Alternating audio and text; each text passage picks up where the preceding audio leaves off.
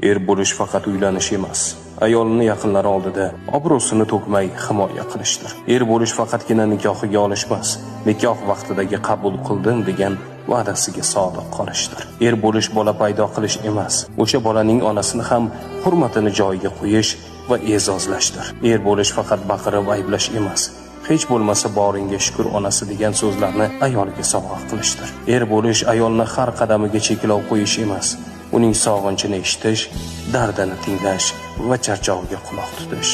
Er bo'lish ayolga doim bu seni vazifang deb ta'na qilish emas, charchadingmi, dam ol onasi deya olish. Er bo'lish bu ojizani haqorat qilish emas, so'kish, urish emas, Allohning omonati deb qarash, avaylab asrashdir.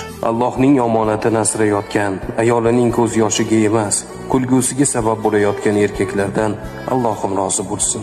Er bo'lish oson, erkak bo'lish qiyin.